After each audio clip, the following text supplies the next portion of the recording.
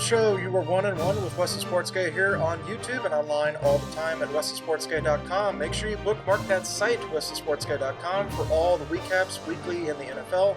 Recap of the World Series champions with the Los Angeles Dodgers defeating the Tampa Bay Rays in 6 games.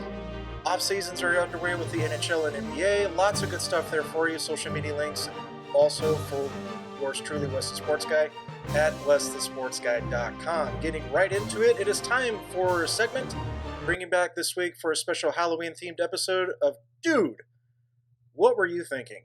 Dude.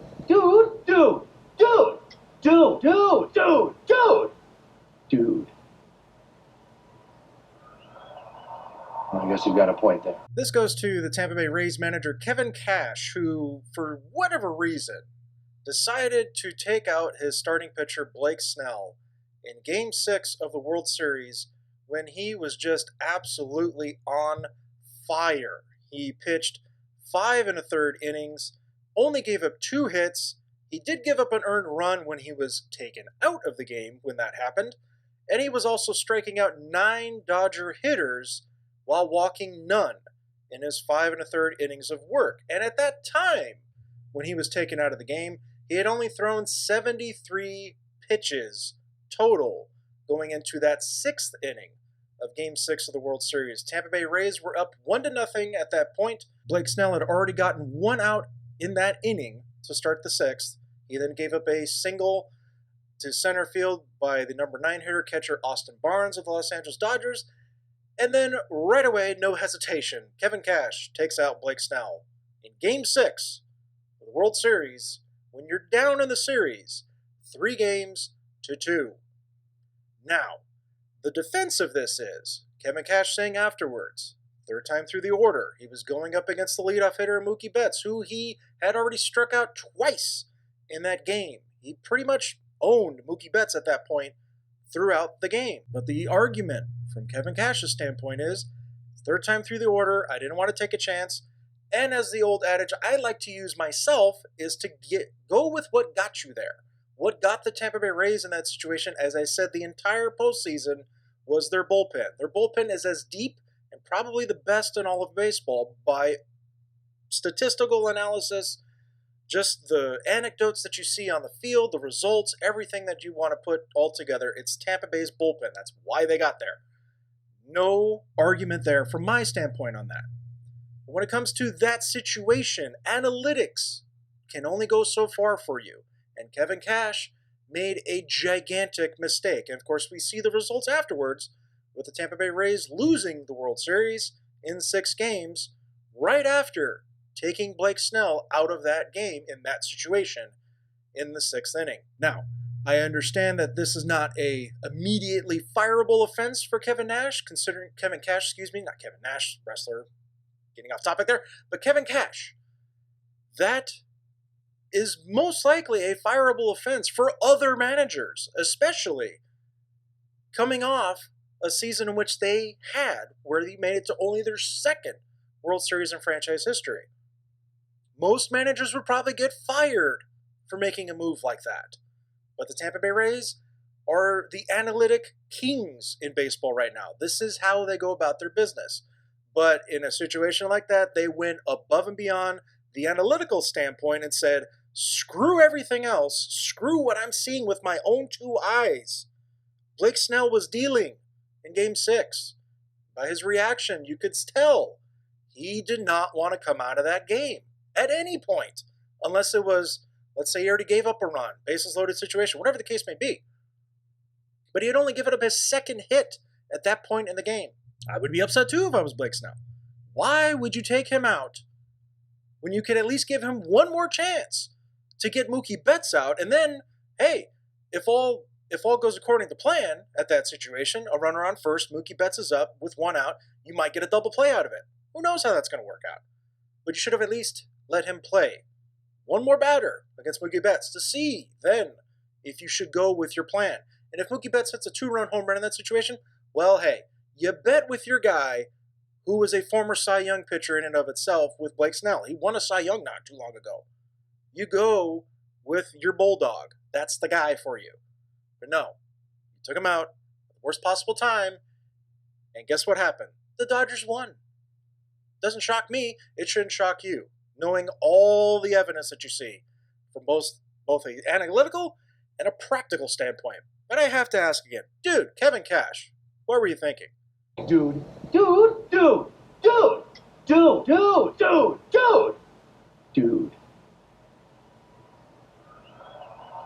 I guess you've got a point there. Time for my NFL game of the week for Week 8. You play to win the game. But they are who we thought they were. And we let them off the hook. Cannot play with them. Cannot win with them. Cannot coach with them. Can't do it.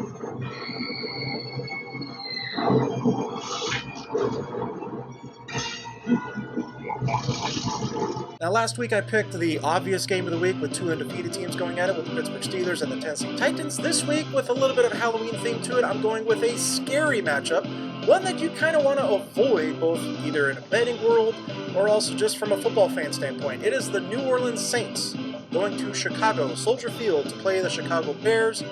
Stay away from this game. Now, my reasoning is the Saints are going into this game without Michael Thomas, their best wide receiver. I believe Emmanuel Sanders is still not going to play either, due to testing positive for a virus. Missing two weapons there for Drew Brees, he will be counting a lot on Alvin Kamara, and also the Saints defense has not been playing as great. And then you look at the other side with the Chicago Bears and their offense.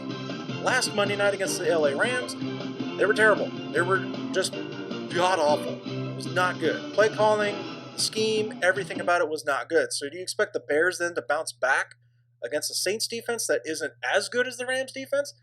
I'm not betting on that either.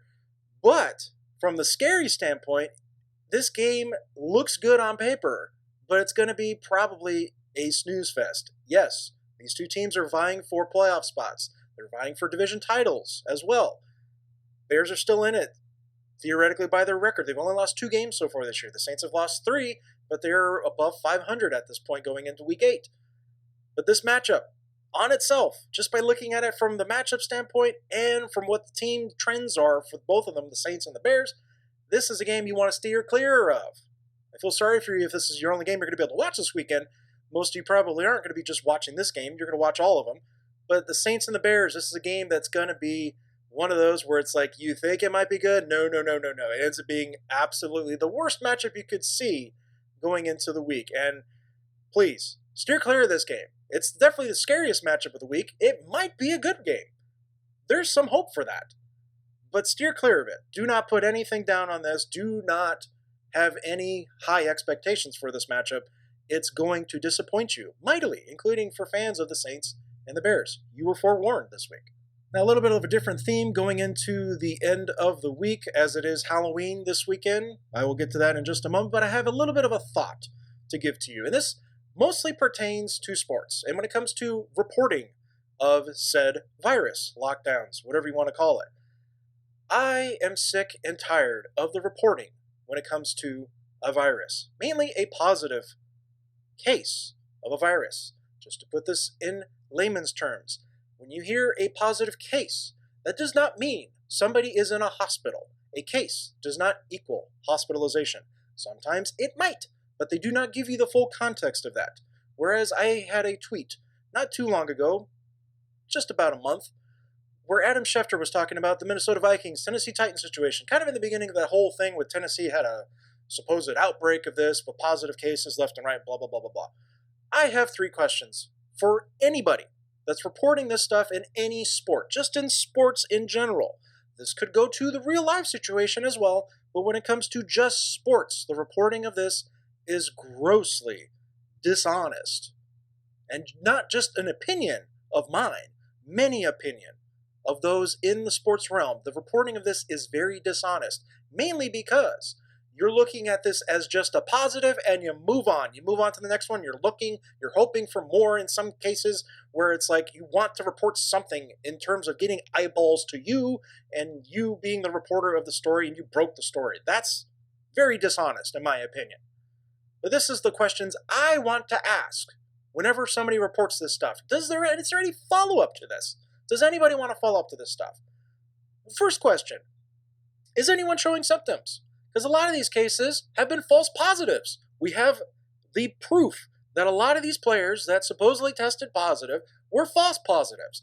And they've been retested over and over and over again, including Nick Saban, head coach of Alabama a couple weeks ago. He supposedly tested positive and then tested negative 5 in a row. Did we report that? We have to report that. If you're going to say he was positive, you got to report that it became negative, don't you? Another question you need to ask. Does anyone need to be or is hospitalized? Over 90% of these, I have never seen anybody saying they had to go to a hospital. Remember back in the beginning when baseball was getting ramped up and started for the season? Freddie Freeman. Everybody kept talking about Freddie Freeman's experience with his diagnosis with it. He had a really bad fever for about 24 hours. Did he have to go to the hospital? I never saw or read the story that he had to go to the hospital. He wrote it out. So do any of these other guys need to be hospitalized if they show symptoms? Nobody's answering that question with the follow-up or even in the story. And the last one. Again, you have to ask these questions. Are they false positives? Because if you're not telling me that they ever had to go to hospital or that they even show symptoms, and when you do say that they show symptoms, guess what? The evidence is clear that in their category, when it comes to the population for this virus, according to the own CDC of the United States, you have over a 99% survival rate for this virus. Can you please report that? To their credit, ESPN, when the beginning of this whole thing happening in March and April and going into May, they did say at the end of their stories that the chances of you surviving this are very high. They didn't put that percentage because you didn't have the information at the time. I get it. But now you have that information. You're not including that in the story when somebody actually has a case, if they happen to show symptoms.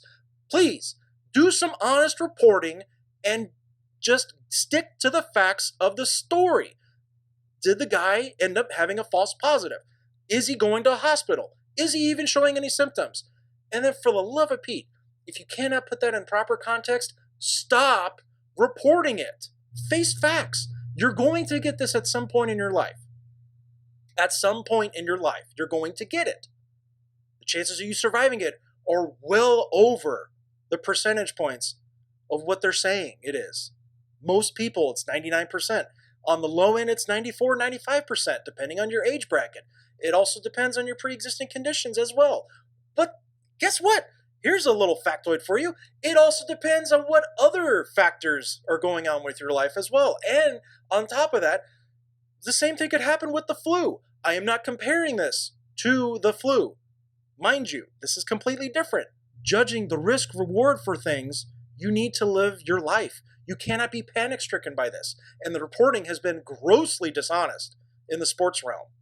Just their example alone is blatantly dishonest. If you're not asking these questions or even doing a follow-up story to you breaking the story, you need to find a different profession, because you doing it for sports is not doing anybody any good right now. That's my thought of the week with this. But again, I take this seriously. Wash your hands. Do all those things that you need to do to just kind of live a semi-healthy life. Also, maybe want to, cut a few pounds here and there. But then again, I'm not a doctor. I'm just taking it at face value with what the data is actually showing you via the CDC. And for my feel-good story of the week, it is now going to be time for Halloween. I encourage you to trick or treat. Make sure you look both ways before crossing the street, and you go get those goodie bags filled up. And just a little hint, if you want to get some extra candy, especially in the LA area, California, wherever you are, if you dress up as a LA Dodger for Halloween, you will get a buttload of candy. I guarantee it, because it did happen anecdotally for my younger brother back in 2002. When the Angels won the World Series, he dressed up as an angel for that team in 2002, and man, the candy was just overflowing. You had to get at least two buckets, and I think a bag full of candy that year. But again, you have Dodger gear, dress up as a Dodger. You might get extra candy. Actually, I shouldn't say you might. You will get extra candy, especially depending on the area that you're trick-or-treating. Trick-or-treat, have fun, be safe, all that good stuff. And also, we got voting coming up on Tuesday. So I don't care who you vote for, but just take this to heart and go out and vote. Let's get out and vote. Let's make our voices heard. We've been given the right to choose between a douche and a turd. It's democracy in action. Put your freedom to the test. A big fat turd or a stupid douche. Which do you like best? Thank you for tuning in. Make sure you subscribe and hit that Liberty Bell button below to get notified when all the latest videos are posted here on this channel. Bookmark westthesportsguy.com. Use that hashtag 101West. Happy Halloween. Go out and vote, and I will see you next time.